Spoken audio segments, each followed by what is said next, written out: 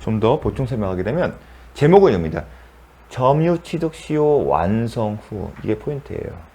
비교할 게 완성 전이에요. 자, 비교할 게 뭐냐면 이게 중요한 개념이에요. 점유취득시효 완성이 이 시점이에요. 그런데 이 시점 전에 소유자가 A에서 B로 바뀌었어요.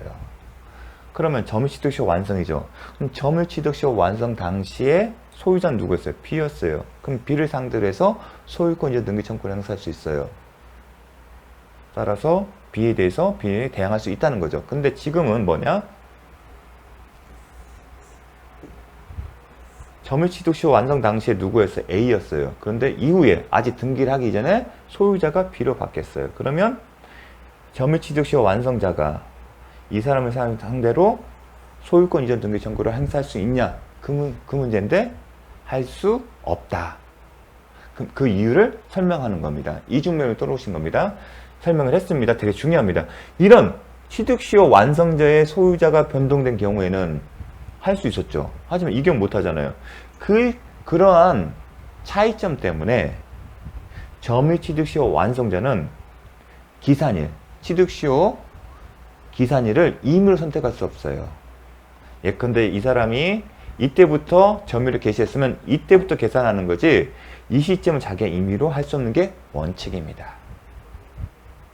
이런 차이가 있기 때문에 자, 예전에는 10년 이전에는 그 이전에는 요를 전제로 해서 출제가 됐는데 최근에는 그렇게까지는 내지는 않습니다. 근데 아마 그 파트에 가면 10년 24회 이전에 가면 제가 설명을 할 겁니다. 자, 보겠습니다. 먼저 취득시효 완성자의 그 권리는 점유취득 완성자의 그 소유권 이전 등기 권리는 채권죠. 채권에는 왜냐면 특정의 상대방에 대해서만 행사할 수 있는 권리다. 그럼 특정 상대방이 누구다? 취득시효 완성 당시에 소유자만을 상대로서 소유권 이전 등기 청구를 행사할 수 있지.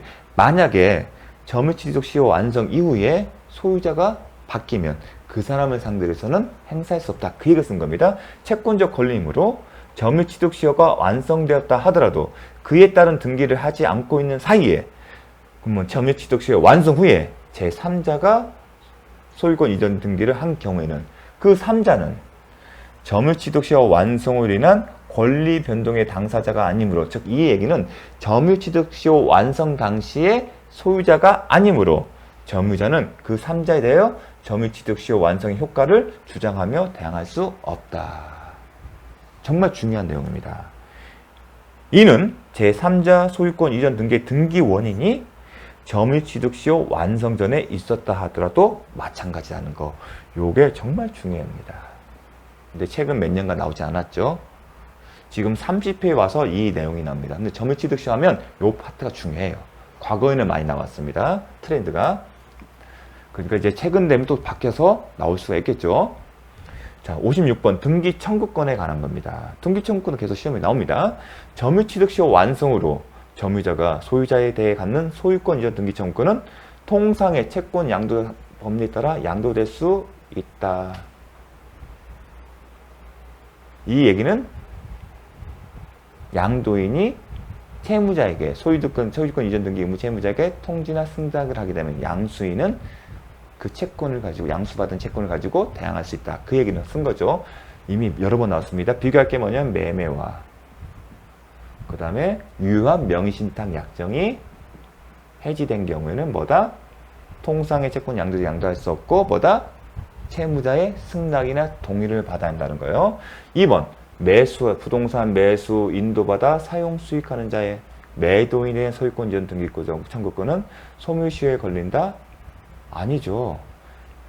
매도인에서 소유권 이전 등기 청구는 채권이에요. 그럼 소멸시효가 걸리는 게 원칙이지만 점유라고 했잖아요. 인도보다 사용 수익하는 점유를 하는 거고 그 점유는 뭐다? 매수인의 점유는 소멸시효를 중단시키는 사유다. 더 나아가 그 매수인이 사실상 법률상 처분권에 있는 그 매수인이 제3자에 매각하는 것은 그 역시 소멸시효의 중단 사유에 해당된다. 중요합니다. 그거 비교할 게 뭐였죠? 이건 매매예요. 이거는요. 점유취득시효가 완성된 점유자예요. 이 사람이 미등기 상태에서 제3자에게 이를 첩하고 뭘까지 했어요? 점유까지 승계해 준 경우는 어떻게 된다? 점유를 승계해 준 순간, 그 순간부터 소유권 이전 등기 기존에 발생한 취득한 소유권 이전 등기 청구권이 점유를 승계해 준 순간 소멸한 게 아니라 그때부터 소멸시효가 중단되지 않고 진행이 되고 그리고 10년간 중단되지 않고 진행되면 그 채권이 소멸한다. 그 얘기를 한 겁니다. 승계해 준 경우에는 점유를 상실한 때부터 매매와 이 경우와 비교했을 때 중단되는 게 아니라 소멸시효가 진행되는 거. 상실한 때부터 10년간 소유권 이전 등기 청구권을 행사하지 않으면 소멸시효가 완성된다. 계속 강조했습니다. 첫 번째, 점유 상실한 때 상실 시점에 이미 취득한 소유권 이전 등기 청구권이 즉시 소멸하는 것은 아니고, 두 번째, 소멸시효가 중단되지 않고 소멸시효가 진행된다. 매매의 경우에는 미등기 매수인이 사실상 법률상 처분 권한 있는 매수인은 매매 계약을 기초로 한 겁니다. 그 경우에는 점유하고 있다가 처분하더라도 역시 소멸시효가 중단되지만 점유 취득시효 완성의 경우에는 그렇지 않다. 비교되는 겁니다. 과거에 이 전원합의체 판결에 의하면 이 경우에도 될 것처럼 보이지만 다르다는 겁니다. 거기까지는 설명 안 하겠습니다. 결국은 점유취득시효 완성자의 이익과 매도인의 이익과 매수인의 이익을 이익형량한 겁니다. 차이가 있는 겁니다. 그 차이에 주목해서 이런 판결을 냈습니다. 소멸시효가 진행된다는 거. 채권이기 때문에 원칙 따라 10년간 행사하지 않으면 소멸됩니다. 즉시 소멸되는 것도 아니고요. 중단되지 않다는 거 정말 중요합니다. 나올 겁니다. 부동산 매수인이 매도인이 갖는 소유권 이전 등기 청구는 물권적 청구이다 아니다. 매수인이 매도인이 갖는 것은 채권적 청구. 물권적 청구는 어디냐? 딱 떠오르세요. 물권적 청구 213조하고 214조예요. 그럼 213조를 묻는 건 아니에요. 등기 청구권 성격에 관해서. 그럼 대부분 214조. 그럼 어떤 경우죠? 법률상 소유자와 지금 외형상 등기부 소유자가 다른 경우. 그런 경우에는 진정한 소유자 입장에서 다른 사람이 이름으로 지금 등기가 됐기 때문에 방해받는 거고. 그건 어떻게 해결하죠? 214조. 그러니까 물권적 청구는 214조를 기억하시면 돼요. 이게 214조 문제가 아니잖아요. 4번 가등기에 기한 소유권 이전 등기 청구권이 시효 완성으로 소멸된 후 그 부동산을 취득한 제3자가 가등기권자에 대해 갖는 등기 말소 청구권은 채권적 청구권이다? 아니죠. 부동산을 취득한 제3자 소유자잖아요. 소유자가 등기 말소 청구권은 뭐예요? 214조잖아요. 214조는 물권적 청구권이다. 그러니까 소유자가 214조에 의해서 등기 말소 청구권을 행사하는 경우는 물권적 청구다. 그 얘기잖아요. 그 얘기를 이런 식으로 표현한 거예요. 시효 완성 소멸된 후 그 부동산을 취득한 제3자가. 왜 앞에가 이제 함정이냐면 이건 채권이잖아요. 채권이 소멸됐기 때문에 본등기를 할 수가 없고, 왜냐면 가등기 이후고 그리고 본등기가 격려되기 전에 제3자 명의로 되고요. 그런 다음에 본등기가 되면 제3자 명의 등기는 소멸된 운명이죠. 직권으로. 그럴 일이 없다는 것을 단서로 쓴 거예요. 왜냐면 시효 완성이 됐기 때문에 가등기 기한 본등기가 불가능하다. 따라서 제3자의 권리가 비록 본등기 전에 가등기 이후 본등기가 이루어졌다 하더라도 제3자의 등기는 직고 발생될 염려가 없다. 그 얘기를 쓴 거예요. 결국은 핵심은 소유자라는 얘기예요. 따라서 소유권에 기한 거기 때문에 물권적 청구권이다. 등기 청구권과 등기 신청권은 동일한 내용을 다 아니죠. 등기 신청권은 어디다 하는 거예요? 법원에 하는 거잖아요. 법원에 누가요? 당사자, 법률이다. 매매계약이라면 매도인과 매수인이 누구 상대로? 법원에 하는 거예요. 그러니까 공법상 권리예요. 법원은 국가잖아요. 그게 공법. 등기 청구권은요. 매매계약 당사자가 상대방, 매수인이 매도인이 하는 거 아니겠습니까? 사법상 권리다. 그래서 동일한 내용이 아닙니다. 자, 57번. 자, 제가 이제 물권, 등기 청구 성격, 법률행위에 의한 물권 변경은 채권적 청구이다. 매매계약, 증여. 출제는 매매였죠. 점유취득시효 완성 경우도 채권적 청구권이다. 왜냐하면 등기를 해야만이. 등기를 해야만 되면 이 사람이 아직 소유자가 아니라요. 소유자가 아니기 때문에 물권적 청구권이라는 건 생길 수 없죠. 물권적 청구는 소유자만 행사할 수 있기 때문에. 실체적 권리관계와 등기가 일치하지 않는 경우 물권적 청구권이다. 이 얘기는 논제는 소유자가 권리를 행사한다 이거예요. 소유자가 아닌 채권자의 지위라면 채권적 청구권이고 소유자 지위에서 행사하는 거라면 물권적 청구권이다. 대표적인 게 214조다. 그리고 214조는 말소 등기는 청구권도 행사할 수 있지만 다른 방법도 있었죠. 진정한 등기명을 회복을 위한 소유권 이전 등기다. 요 경우도 214조다. 이미 봤습니다. 하나 기억할 건 뭐예요? 이거예요. 유효한 명의신탁이에요. 유효한 명의신탁. 그럼 명의신탁 해지 가능해요. 그러면 명의신탁 약정 정확하게 명의신탁 약정이에요. 계약이에요. 해지를 한다는 건 종료를 시키는 거예요. 그러면 명의신탁 약정 이런 게 있죠. 내가 명의신탁 약정을 하자. 그럼 내가 명의신탁 약정 이런 거죠. 내가 네 앞으로 등기를 넘겨줄 테니까 네가 좀 맡아도. 그러면 이제 세금 문제는 내가 해결할게. 걱정하지 마. 그럼 고지서 받으면 나한테 줘. 대신에 너는 이름 등기 명의만 빌려준 거니까 내가 이거 사용할게. 그런 얘기를 쓰는 거예요. 그리고 뭐가 있게요? 그게 명시적이든 무시적이든 계약서, 약정이라는 계약서에 뭔가를 이런 내용이 있겠죠. 이렇게 쓸 겁니다. 야, 약정이 끝나면 너 나한테 이거 돌려줘. 등기 명의 회복해줘. 그 얘기를 할 겁니다. 설사 그런 약정의 계약에 내용이 없다더라도 또 무시적으로 인정이 됩니다. 따라서 해지를 했다는 얘기는 계약이 끝났어요. 그러면 명시적이든 무시적이든 그 내용이 인정됩니다. 따라서 신탁자는 신탁관계가 종료를 원인으로 해서 소유권 이전 등기를 청구할 수 있습니다. 야, 신탁 끝났으면 돌려줘. 그건 뭐다? 채권 청구권. 소유자 지위가 아니라 약정이 끝났음을 이유로 하는 겁니다. 하지만 명의신탁 약정이 해지되면 별도의 물권행위 유인성에 따라 수탁자, 시탁자 앞으로 소유권 이전 등기를 해주지 않더라보다 소유권이 회복이 돼요. 따라서 명의신탁자는 소유권에 기해서 소유권 이전 등기 말소를 청구할 수 있습니다. 그때는 물권적 청구권이다. 채권 관계 종료를 하기 때문에 이건 이전 등기입니다. 말소는 소유자 주의에서 행사하는 거예요.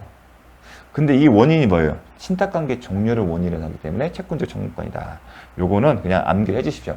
여러분이 수험생 입장에서는 쉬운 내용은 아닌데 어렵게 내면 이걸 낼 수가 있어요. 근데 이게 왜 제가 설명하냐면 임대차 계약이 종료되면 임대인의 임차에 대해서 목적물 반환 청구권이 있습니다. 그 반환 청구의 원인이 뭐가 있냐면 소유권에 의해서 소유자 주의에서 213조에 의해서 반환을 청구할 수도 있고 또 하나가 뭐냐면 임대차 계약이 종료되었음을 원인으로 해서 할 수도 있어요. 그건 채권적인 성격이에요. 그런 걸 그때 설명이 시험이 그런 부분 출제가 되기 때문에 이 파트도 함께 한 겁니다. 자, 부합에 관한 설명으로 틀린 것은 정말 중요한 파트죠. 부동산 간에도 부합이 인정될 수 있다. 기본입니다. 부동산에 부합된 부동산과 부동산에 동산이 부합되면 부동산의 동산의 가액이 얼마인지 그리고 그 가액에 비교할 필요 없이 무조건 예외 없이 동산이 부동산에 부합이 됩니다. 그럼 부합의 특징은 뭐냐면 동산의 소유권이 부동산 소유자에게 넘어가는 겁니다. 시가에 상관없이 동산의 가격이 부동산의 가격을 초과하더라도 동산의 소유권은 원칙적으로 부동산 소유자에게 기속됩니다. 먼저 설명하겠습니다. 부합의 개념은 이거예요. 수개의 물건에 대한 소유권을 동일인에게 강제로 기속시켜 물건의 경제적 효용을 유지하되 그로 인한 경제적 가치 이동에 따라 발생하는 불공평은 부당이득 반환제도 일종인 보상청구권을 통하여 조정하는 제도입니다. 따라서 수개의 물건에 대해서 부합이라는 것은 뭔가 붙이는 거예요. 특히 부동산 부합은 대부분 이거예요. 어떤 경우냐? 증축이에요, 건물에. 대부분은 구성 부분이 돼요. 근데 부합은 어느 정도면 독립한 객체라는 얘기예요. 두 개의 소유권이 있다는 얘기는 부동산이 하나 있고 부합된 물건이 있을 거예요. 이 부동산에 부합된 물건이 있어요. 그리고 이 부합된 물건은 부동산이나 아니면 동산일 거예요. 근데 이 부동산과 관련해서는 대부분 건물의 증축이 문제될 거고 건물은요. 증축된 부분이 구조상, 이용상 독립성이 있는지 여부에 따라 달라집니다. 그렇죠? 구조상, 이용상 독립, 구분 소유 대상이 되면이 독립한 소유의 객체가 되고요. 만약에 이 증축이 권한제, 적법한 권한에 의하게 되면 부합된 일은 없을 겁니다. 이게 250조 단서에서. 다만 구성 부분이 됐을 때는 좀 독립한 물건이 아닌 경우에는 모체가 되는, 기체가 되는 그 부동산의 소유자가 당연히 취득하고요. 대신에 비용 상한 조건의 문제예요. 자, 부합된 물건은 부동산 동산이에요. 대부분 동산이 이제 쟁점이 될 거예요. 근데 이 동산이 독립한 물건이어서 소유권의 객체가 된다는 거예요. 그렇기 때문에 수개의 물건에 대한 소유권을 동일에게 강제 기속시킨다는 표현이 나와요. 만약에 독립한 소유권의 객체가 되지 않는다면 두 개의 소유권이 성립할 여지는 없겠죠. 그래서 부합이라는 건 개념은 독립한, 왜냐면 일물, 일건주고 그 일물에서는 독립한 물건이어야 돼요. 독립한 물건이 아닌 경우에는 물권이 성립될 수 없습니다. 그게 이제 논리적으로 전제된 거예요. 그래서 수개의 소유권이라는 게 물건에 대한 소유권이라는 겁니다. 이게 개념 성립되지 않으면, 근데 이렇게 한 이유는 뭐냐면 경제적 효용을 유지하기 위해서 그렇게 하는 게 경제적으로 이걸 분리하는 것보다는 부동산에 부합시키고 그 부동산 소유자가 그걸 취득하게 하는 것이 물건의 효용 가치를 증대시킨 거예요. 대신에 소유권을 잃어버린 사람은 뺏긴 거나 마찬가지잖아요. 대신에 보상을 해주는 겁니다. 그렇게 하는 겁니다. 요게 정말 중요한 개념이에요. 이 개념이 정말 중요한데 쉽지는 않다는 것 저도 인정을 합니다. 그런데 어쩔 수가 없어요. 이 개념, 이 지문 자체가 가장 그래도 이해를 위한 가장 지름길인 내용입니다. 일반 교과서에는 제가 내용이나 그걸 딴 게 아니에요. 제가 나름의 그 서적들을 좀 연구를 해서 좀 필요한 발췌를 한 겁니다. 그래도 제가 지금까지 찾아낸 내용 중에서 그래도 가장 수험생 입장에서 이해할 수 있는 문구입니다. 자, 이게 지금 정말 이해하기는 쉽지 않다는 걸 알기 때문에 제가 여기에 쓴 겁니다. 자, 부당이득 보상 청구권이 있어요. 그렇기 때문에 이 성격이 부당이득 반환 제도예요. 그렇기 때문에 일반적인 부당이득 746조 이하의 부당이득 반환의 요건을 갖추어야만이 보상 청구권이죠. 그 요건이 뭐냐? 이득이 있어야 돼요. 그럼 손해가 무슨 얘기냐? 손해. 소유권을 상실한 사람을 중심으로 소유권 상실에 손해하고 그리고 그런 말면 누군가 이득을 치고고 인과관계가 인정이 됩니다. 그런 것들이 인정돼야 하는데 거기까지 시험은 나오지 않습니다. 여러분은 부당이득 반환제 일반 요건도 갖춰야 한다. 261조 요건뿐만 아니라 부당이득 반환제도 일종이기 때문에 부당이득 반환의 요건을 갖춘다. 그 얘기는 뭐냐면 소유권 상실, 그 얘기가 왜 나왔냐면 소유권 상실자에게 손해가 발생하지 않은 경우에는 이게 인정되지 않습니다. 근데 거기까지 시험은 나오지 않았습니다. 보충 설명하자면 부합에 관한 규정은 부합물의 법적 소유권을 부동산 소유자 등에게 기속시키는 것이 내부적으로 부합물의 경제적 가치까지 전국적으로 기속시키는 것이다. 자, 물건이 있으면 그 소유권은 부동산 소유자에게 주고 부동산 소유권이 있으면 그 가치를 취득하는 거잖아요. 법적인 소유권뿐만 아니라 가치까지 취득하는 것은 아니다. 단지 법적인 소유권만 취득한 거고 그 물건의 가치는 보상해줘라. 그 얘기인 겁니다. 그 얘기인 겁니다. 내부적으로 부합물의 경제적 가치까지 전국적으로 기속시키는 것은 아니다. 부동산에 부합하는 경우에는 부합되는 물건은 부동산과 함께 하나의 물건처럼 됨으로써 부동산 소유자가 그 전체에 관하여 하나의 소유권을 원시 취득하고 부동산에 설정된 저당권의 효력은 부합이 저당권 설정 전후에 언제 이루어졌는지 불문하고 부합물에 미친다. 이 표현들 정말 중요합니다. 중요하기 때문에 시험에 나와요. 그런데 이해는 쉽지가 않아요. 왜냐면 구성 부분도 있고요. 자, 요 내용, 제도, 취지나 보겠습니다. 3번을 볼게요. 부합으로 인하여 소유권을 상실한 자는 자, 동산을 예를 들었을 때 그 동산의 소유권을 갖고 있는데 부합의 법리에 따라 소유권이 부동산 소유권에 넘어갔어요. 그럼 소유권 상실했죠. 대신에 경제적인 보상, 경제적 가치까지 넘겨주는 것은 아니기 때문에 보상을 해야 돼요. 하지만 부당이득의 요건이 충족되는 경우에 보상을 청구할 때 이 표현이 뭐냐면 부합으로 인해 손해를 받은 자, 소유권을 상실한 자는 부당이득에 관한 규정에 의하여 보상을 청구할 수 있다. 261조가 이렇게 돼 있어요. 보상을 청구할 수 있다는 얘기예요. 즉 법적인 소유권은 넘어가지만 거기에 대한 가치는 보상이 이루어져야 한다는 거예요. 근데 무조건 하는 게 아니라 뭐다? 262 자체의 요건만이 아니라 부당이득 법리에 따른 판단을 해요. 부당이득의 요건이 모두 충족된다. 이 얘기를 쓴 겁니다. 마치 무조건 하는 것처럼 보이지만 마치 무조건 해주는 게 아니라 소유권 상실이 뭐다? 소유권 상실이 손해에 해당되고 그를 말미암아 누가 이득을 취득해야 한다. 그게 바로 부당이득의 요건인 겁니다. 자, 구체적인 사례까지 안 나오는데 그 내용 자체는 의미가 있는 판례입니다. 그렇기 때문에 시험에 나오는 거예요. 어떻게다 소유권 상실이 손해에 해당되지 않는 경우는 보상할 의무가 없기 때문에 토지 소유자와 사용대차 계약을 맺은 사용차주가 자신 소유의 수목을 그 토지에 식재한 경우, 자, 수목이 나오면, 그냥 수목하면 뭐라고 했죠? 약한 부합을 떠올려주세요. 이 얘기는 뭐냐면, 토지 위에 수목이 있으면, 원칙적으로 부동산의 토지의 정착물에서 부동산 부합돼요. 하지만, 이 수목이 권원에 의해서 식재된 경우, 사용대차나 임대차 계약에 의해서 식재된 경우에는 이 수목의 소유권은 여전히 누구다?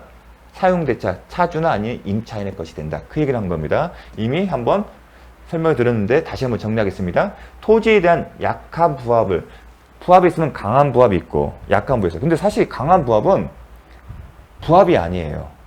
부합의 개념은 부합된 물건이 독립된 물건의 성격을 가져야 하는데 강한 부합은 사실은 구성부분이에요.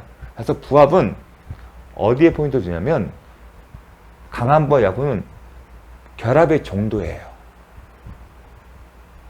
결합의 정도예요. 분리훼손이 불리하거나 분리하는데 가장 비용이 드는 경우나 그런 경우는 강한 부합이고 사실 분리할 수 없는 경우예요. 부합의 개념의 강한 부합은 부합의 정도 문제입니다. 약한 부합, 인정한 예는 대표적인 수목입니다. 어떻게 했죠? 권한 없이 식재한 수목의 소유권은 토지 소유자에게 기속하나 부동산의 부합 법리에 따라서요. 만약에 권한에 의해 식재한 경우에는 그 소유권이 식재한 적이 있으므로 토지의 사용 대차권이 있으면 그 차주가 그 수목의 소유권을 갖는다. 이게 대표적인 약한 부합에. 이건 기억하셔야 합니다. 자, 수목은 본래 토지의 정착물로서 토지의 일부, 즉 독립한 물건의 객체가 되지 못합니다. 약한 부합에 이릅니다. 하지만 그 수목을 물건의 객체가 되지 못하지만 이게 누구다? 권원에 있는 사람이 사용대차 계약이나 임대차 계약에 취해서 사용대차면 차주고 임대차 계약이면 임차인이 그 권원에 식목한 것은 그 사람의 것이에요. 그런데 이 수목을 임목에 관한 법률에 의해서 보존 등기하거나 아니면 명의인 반벌을 갖춘 후에는 그 수목도 독립한 소유권이 되지만 제가 뭐라고 했죠? 임목에 관한 법률에 따라 보존 등기가 되거나 명의인 반벌을 갖추면 그때는 뭘로 취급한다? 건물이에요. 그러면 토지와 건물은 별개의 부동산이잖아요. 따라서 우리나라는 토지와 건물을 별개로 처분할 수 있잖아요. 마찬가지로 이 경우에도 이러한 독립한 소유권 객체가 되는 수목은 별개로 토지와 별개로 처분할 수 있지 않습니다. 그래서 건물로 이해를 하자면 수목이 정리한 겁니다. 수목이 여러분이 정말 수험생 입장에서 이해 안 되는데 딱 이렇게 이해를 하시면 됩니다. 자, 매도인에게 5번. 지금은 이제 올해부터 작년부터 이제 출제가 안 되는데 최근 몇 년간 잘 출제가 됐습니다. 매도인에게 소유권이 유보된 시멘트. 자, 매도인에게 소유권이 유보된 건축 자재라고 이렇게 여기십시오. 건축 자재. 별도의 독특한 법리가 있어서 그럽니다. 매수인이 제3자 소유의 건물 공채, 즉 건물을 짓는 사람이 시멘트를 판매한 사람한테 사왔어요. 그 재료를 가지고 공사 도급 계획에 따라 건물을 신축한 경우입니다. 그런데 알고 보니 그 재료에 대해서 아직 매매 대금이 결제되지 않았던 거예요. 그게 소유권이 유보된 겁니다. 그러면 매도인 입장에서는 돈을 못 받았기 때문에 부합의 법률을 딱 떠올려 놓고 신축된 건물의 소유자인 사람한테 보상 청구권을 행사하는 겁니다. 원칙적으로는 물건을 사간 매수인한테 하는 게 마찬가지지만 대부분 시공사잖아요. 시공사 돈이었어. 날 도망간 거예요. 배째라는 거예요. 부득이하게 이제 부합의 법리를 떠올리고 하는 겁니다. 그와 관련된 겁니다. 제3자 소유의 건물 공축 사용한 거고 제3자가 매도인의 소유권 유보에 대해 악이라면 특별한 사정이 없는 한 시멘트는 건물에 부합되지 않는다. 이거는 우리가 알고 있는 그 난해한 논점과 상관없이 이 자체가 잘못된 거예요. 시멘트는 공사가 되면 부합이 되겠죠. 구성품이 되잖아요. 이게 강한 부합이죠. 여러분 시멘트를 건물 짓는데 분리할 수 있습니까? 시멘트만? 부합이 돼요. 이 충별점은 부합이 돼서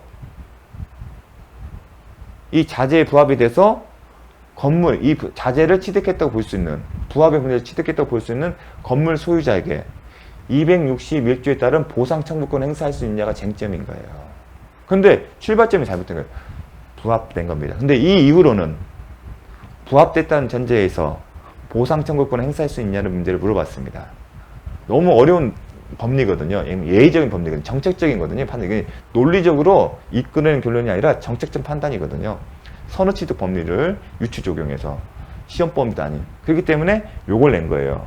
근데 이걸 공부하고 나니까 이걸 묻는 게 아니라 이제는 그 선후취득 법리에 따라서 결론. 원칙적 보상 청구할 수가 있는데 일정한 요건을 갖추기에는 보상 청구할 수 없다는 법리. 그걸 묻기 시작했습니다. 2번 정도 연속해서. 자, 포인트는 이겁니다. 항상 건축 시멘트가 아니라 매도인에게 소유권이 유보된 현재. 이 동산이에요. 동산에 대해서 소유권이 유보됐다 그러면 정지조건부. 그러니까 소유권이 매매 대금을 지급해야만이 매수인에게 기속되고 그 조건이 성취되기 전까지 누구한테 있다? 소유권이 매도인에게 있다. 그래서 제가 했잖아요. 정지조건부인데 이건 물권적인 소유권에 관한 거잖아요. 물권 행위에 대해서도 정지조건부는 가능하다. 그게 하나의 쟁점이었죠. 한번 얘기한 적이 있어요. 한 2번 정도 얘기했습니다. 자, 매도인에게 소유권 유보된 자재가 제3자와 매수인 사이에 이루어진 도급계약의 이행으로 자재를 사서 건물을 지었다 생각합니다. 그 케이스입니다. 제3자 소유 건물의 건축에 사용되어 부합된 경우 매도인은 부합이 됐잖아요. 그럼 매도인은 소유권을 잃어버렸기 때문에 제3자에게 261조에 의한 즉 건축 신축된 건물의 소유자에게 261조에 의한 보상을 청구할 수 있는가? 포인트 1. 소유권이 유보된 건축 자재예요. 그렇기 때문에 부합이란 법리가 이제 논의가 되는 거예요. 매수인 시공사가 건설을 하는 사람이 사온 물건이 만약에 돈을 지불했으면 매수인 거예요. 그럼 도급계에 따라 부합의 법리가 이제 문제가 되지 않아요. 그런데 문제가 여전히 이 소유권이 누구한테 있다? 매도인에게 있는 겁니다. 부합의 261조가 된 것은 부동산과 그 동산의 소유권이 다른 경우고 이 자재의 소유권이 다른 사람이 넘어가는 경우입니다. 두 번째 포인트는 제3자 소유 건물의 건축에 사용되어 부합되어서 선물 소유자인 제3자가 건축 자재의 소유권을 취득한 경우입니다. 그런데 좀 공부에 대한 감이 있으면 시멘트에 대해서 과연 부합의 법리가 정하게 될 수 있는지를 따진 사람도 있어요. 왜냐하면 시멘트는 강한 부합이에요. 따라서 독립한 소유권의 객체가 될 수가 없어요. 제가 부합에서 이 소유권이 전제했다는 독립한 물건의 특성, 물건이 될 수 있고, 물건이라는 전제에서 소유권이 인정돼요. 근데 시멘트는 아니에요. 그런데 출제자가 그것까지는 생각을 안 했어요. 원래 판례는 이 자재가 뭐였냐면 엘리베이터였어요. 시멘트가 아니라. 그렇기 때문에 독립한 물건의 성격을 갖고 여전히 유지하고 있었고, 그렇기 때문에 별개의 소유권의 객체가 됐어요. 하지만 부합이 된 거예요. 그러니까 엘리베이터 그 판매자가 이 부합의 법리에 따라 돈을 청구하게 된 겁니다. 그래서 요거는 좀 어폐가 있습니다. 근데 어쩔 수가 없죠. 이렇게 출제가 됐기 때문에. 근데 이 건축 자재는 엘리베이터였어요. 강한 부합이라고 볼 수는 없었을 겁니다. 포인트 3. 원칙적으로 제3자는 제661조에서 보상 의무가 있어요. 왜냐면 보상 청구할 수 있다고 했으니까요. 이게 건축 자재니까 우리가 좀 이해하는데 좀 의문을 가질 수 있는데 그냥 엘리베이터로 생각하십시오. 원래 그럽니다. 그런데 뭐가 독특한 권리냐면 이거예요. 선후취득 법리를 유추 적용하여 제3자가 도급계약에 의해 제공된 건설자재 소유권이 유보된 사실에 관하여 과실없이 알지 못하는 경우라면 뭐다? 매도인은 제3자에게 보상 청구를 할 수 없다. 이게 독특한 법리입니다. 근데 선후취득 법리가 적용이 안 돼요. 선후취득은 어떤 경우냐? 그 시멘트를 건물 소유자가 산 경우예요. 선후취득 법리는 직접 산 경우에 알고 보니 매도인이 소유권 넘기면 처분권한이 있어야 한다고 하잖아요. 제가 처분권한이 없는 사람이 소유권을 넘겨주면 효력이 없다고 하지 않습니까? 그런데 지금 누가 한다고 해요? 그러려면 매도인과 건물 소유자 사이에 이게 계약이 체결돼야 하는 건데 그렇지가 않아요. 직접 적용 안 되는 거예요. 그래서 근데 시험 범위가 아니기 때문에 참 애매한데 결국 이거예요. 근데 이게 공사의 그 특징 때문에 그런 거예요. 왜냐하면 우리가 공사대금은 기성거별로 주게 돼 있어요. 그리고 보통의 경우 시공사가 엘리베이터처럼 돈이 많이 들어간 거라면 돈을 받기 전까지는 뭘 안 해요. 근데 이 경우는 뭐냐면, 선이 무과신 경우는 뭐냐면, 이 엘리베이터 대금을 도급계약의 도급인이 건축주가 돈을 줬다는 전제예요. 만약 돈을 주지 않았다면 당연히 엘리베이터에 대해서는 소유권이 유보된 건 알고 있겠죠. 그런 어떤 공사의 그 공사대금 지급의 그 메커니즘에 좀 착안한 겁니다. 그래서 구제하기 위한 겁니다. 그래서 여러분한테 이걸 설명하려면 더 시간이 많이 할애되기 때문에 여기까지만 하겠습니다. 포인트는. 근데 이 이후로 한 몇 년간 이걸 묻는 질문이었어요. 그리고 사실은 시멘트가 하면 안 돼요. 제가 봤을 때는. 그런데 원칙적으로 이제 엘리베이터 같은 독립한 물건인 게 적절할 텐데 좀 이게 좀 아쉽습니다. 자, 잠시 쉬었다가 보도록 하겠습니다.